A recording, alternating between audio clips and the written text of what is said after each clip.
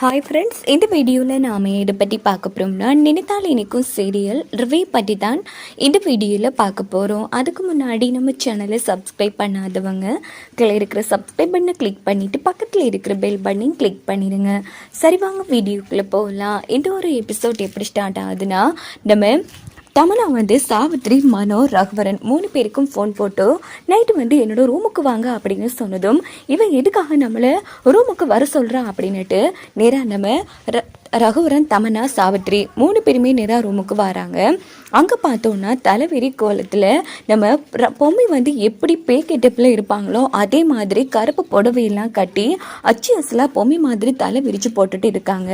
First நம்ம மனோ சாவித்ரியும் யார் நீங்கள், இங்கே பாருங்கள், நீங்கள் தான் எங்களை வர சொன்னீங்க, ஃபர்ஸ்ட்டு திரும்புங்க அப்படின்னு சொன்னதும் அப்படியே அசையாமல் நின்றுட்டுருக்கு. ஆமாம், எனக்கு என்னமோ பயமாக இருக்குமா, ஒருவேளை நம்ம கண்ணுக்குள்ளே அந்த பொம்மையாக இருக்குமோ, டே நான் ஏற்கனவே பயந்து போயிருக்கேன், நீ வரை என்ன பயமுள்ள தட்டாதடா, இங்கே பாருங்க யாருங்க நீங்கள், தமனா ரூம்ல உங்களுக்கு என்ன வேலை, ஃபர்ஸ்ட் யாருன்னு பாருங்க அப்படின்னு சொல்லி இவங்க 2 பேரும் புலம்பிட்டு இருக்காங்க.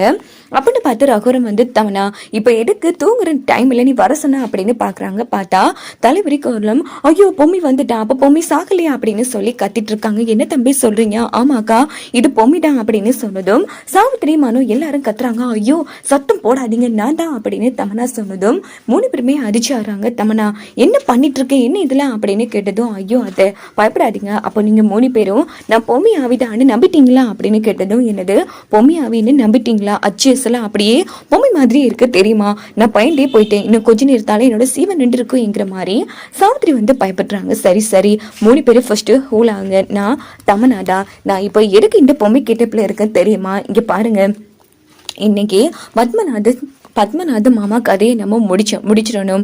ஸோ அவர் கதையை மட்டும் எப்படியாச்சும் முடிச்சிட்டோம்னு சொன்னால் இனி எந்த பிரச்சனையும் வராது, நம்ம மேலே சந்தேகம் வரக்கூடாதுங்கிறதுக்காக தான் நான் பொம்மை கெட்டப்பில் இருக்கேன் அப்படிங்கிறது என்ன தமனா சொல்கிறேன். ஆமாம், ஏற்கனவே மாமா பொம்மை மேலே எரிச்சு விழுவார். ஸோ பொம்மை தான் ஆவியா மாமா கதையை முடிச்சிட்டா அப்படின்னு சொல்லி பொம்மை மேலே பழி போட்டுடலாம். அது மட்டும் இல்லாமல் மாமா உண்மையை சொல்லக்கூடாதுங்கிறதுக்காக தான் இப்படி மாமாவோட பேச்செல்லாம் இழுத்து வச்சிருக்கா. ஸோ மாமா இந்த மாதிரி நிலைமைக்கு காரணமா இருக்கிறதும் அந்த பொம்மிதாங்கிற மாதிரி அவன் மேலே நம்ம பழி போட்டுடலாம் இருக்கிற போல அந்த இடத்துல இவங்க 3 பேரும் திட்டம் போட்டுட்டு இருக்காங்க. வாவ், சூப்பர் ஐடியா தமனா, ஆனா உனக்கு மட்டும் எப்படி இந்த மாதிரி ஐடியாலாம் தோணுதுங்கிற மாதிரி நம்ம மனம் கேட்குறாங்க. இப்போ அதுவா முக்கியம், இங்கே பாரு, எப்படியோ நல்லபடியா இன்னைக்கு மாமா கதையை முடிச்சிட்டோம்னா பழியை தூக்கி பொம்மி மேலே போட்டுடலாம், போலீஸ்க்கும் நம்ம மேலே சந்தேகம் வராது அப்படின்னதும், சரி தமனா இப்போ நாங்கள் என்ன ஹெல்ப் பண்ணணும் அப்படின்னு நம்ம சாவித்ரி கேட்டுட்டு இருக்காங்க. இன்னொரு பக்கம் நம்ம தமனாவுக்கு தெரியாது நம்ம பொம்மி ஆத்மா நம்ம ராணியோட ரூம்ல இருக்கிற அந்த மீன் தொட்டில தான் இருக்குன்னு. ஸோ அங்க பார்த்தோம்னா நம்ம தமனா கேங் பத்மநாதன் கதையை முடிக்கிறதுக்காக மெதுவா பத்மநாதன் ரூமுக்கு கிளம்புறாங்க. இன்னொரு பக்கம் இந்த விஷயத்தை நம்ம ராணிக்கு தெரியப்படுத்தணுங்கிறதுக்காக மீனுக்குள்ள இருக்கிற நம்ம பொம்மி ஆத்மா தண்ணி சிகப்பு நிறம் ஆக்குது. இந்த பக்கம் பார்த்தோம்னா ராணி தண்ணி குடிக்கலான்னு எழும்புறாங்க. பார்த்தா தண்ணி சிகப்பு நிறத்துல இருக்கு.